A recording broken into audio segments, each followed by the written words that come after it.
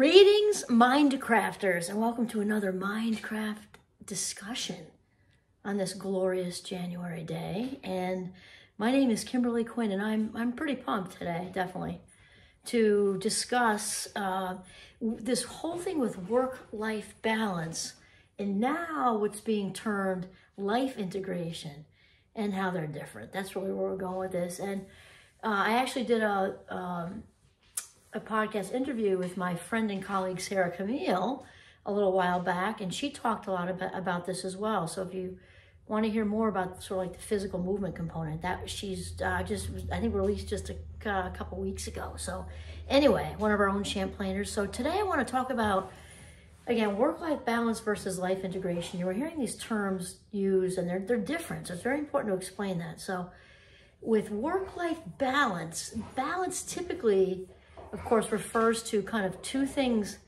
competing that kind of find a way to coexist, gel, and harmonize, right? So that's kind of what we're talking about. And so it brings to mind, I have to give a shout out at this exact minute to one of my other favorite great thinkers, Simon Sinek.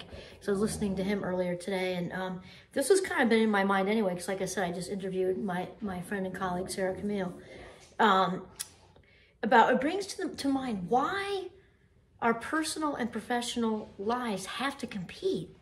I mean, whoever set that up like that, I don't know, because they really don't need to compete. And that's why I think it seems like they're kind of vying for where we put our energy, and it doesn't have to be like that. So that's where the sort of phrase life integration comes in, which kind of sort of removes that sort of fixed mindset thing, that where it's here or it's here, it's this box or that box, and we're borrowing from this box to that box to do something from this box to that box. If you follow me, so just stay with me for a second. So Simon also said that if you're kind of struggling, really struggling with this whole idea of the work-life balance, and I'm just going to add in there, and if you've already headed sort of straight for burnout, which means you just don't care anymore about something. She might be quiet. Just giving herself a little back scratch. Burnout is obviously when we cease to care about something we really do care about. And I've had more than a few people talk to me about burnout where I've done professional gigs at the various colleges and universities and saying, I don't know if you understand, but I love my students. Like, what's the matter? People, I'm thinking of one particular college, I don't know if you call that the Midwest or what, but anyway, they were saying, I'm a student affairs person. I forget what exactly they did in student affairs, but it doesn't really matter because they're in it to be with the students. And she was saying to me, I know I care underneath it all. I'm just not feeling it. I am just so fried. And so when we get to that point of being totally fried, all the Tai Chi and yoga and meditation music and nicely nice scented candles being lit isn't gonna help much because you kind of landed there. So that's kind of what we want to prevent. And so it really comes down to energy versus hours. Somebody else was talking about this reason, actually more than a few somebodies. Abraham Hicks, definitely, because we tend to get locked into those boxes again, hours that are for work-related things and the hours that are for personal life-related things. And they're not supposed to mix, because if something's for my personal life, like I want to watch my kid's soccer game, it's a gorgeous day out and it's 4 o'clock and I'm almost done anyway and I want to go for a run. But running is only for when it's in the other box in personal life, and that can't hop into this box because I'm going to feel guilty and horrible and like I'm, almost stealing in a sense, right? And that's just so crazy. We got to change our mindset around that doing something for our own well-being is a good thing, not a bad thing.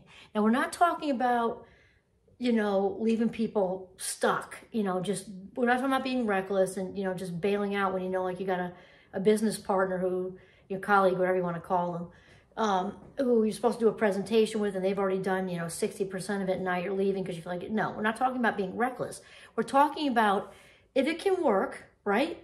To go ahead and go on the run. If it's a beautiful, sunny bluebird day, not only that, is that better for you, your partner if you have one, kids if you have them, you're better, more productive, you're better for your colleagues. You're a better colleague and you're more productive and more creative and everything because you're happier and healthier and centered. So that's kind of what we're getting to. So Another thing Simon brought up, which part of the reason I want to do this video is because this is me, and he and I just would love to have lunch with this guy. One of few, you know, more than a few. He's definitely also in my friend circle. He's just not aware. So he asked these questions like, when do I have ideas, like the idea of flood, because I get them all the time, and when do I need a breather? And again, we get back to the boxes because thankfully I've got incredible freedom and flexibility at Champlain, where you know I love it if you've heard other videos, because I frequently get flooded with ideas. I'm an early bird, up at 5 whenever in the morning. I'm quote unquote working away, even though I love it, so it doesn't feel like that. And I get flooded with ideas when I'm in the woods with Giovanni, like flooded. That's where I came up with the whole idea of Minecraft, or the word for that just like came to me. I can't even take credit for it because it kind of just like happened. And ideas for videos, ideas for projects, ideas for all the workshops I do with my students. And it's often on Saturday morning or Sunday morning or Saturday afternoon or it's after hours. I'm driving home in the Jeep and it's late after I just ran the Defense Against the Dark Arts Club. And now it's like, I get home at like 10 o'clock, but I got ideas and I got to write them down. So, I love that I can do that when I want to. And then if I take 2 hours, on a early Wednesday afternoon go for a quick ski, come back and then finish answering emails, that's a good thing.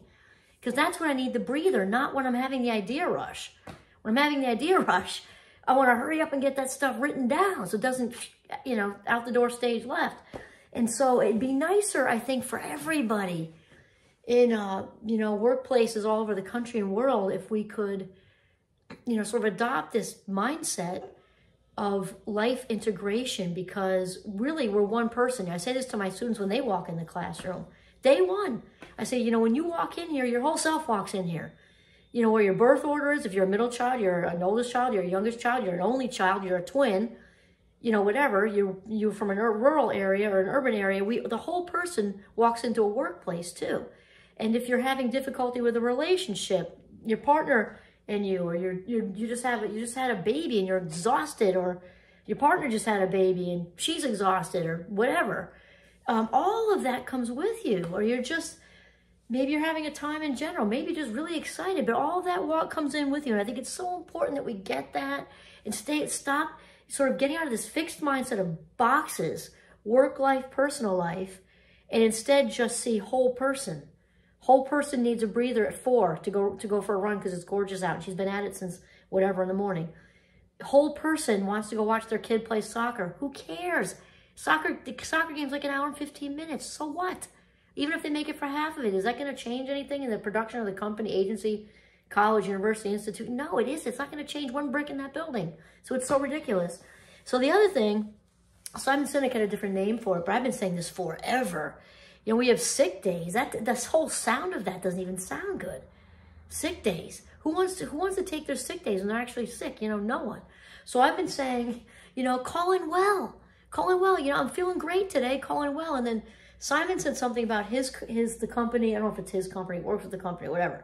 But they give people, just like you give people 5 personal days or whatever, they give people 5, they call them duvet days. I guess I'm thinking like a comforter, right? Relax.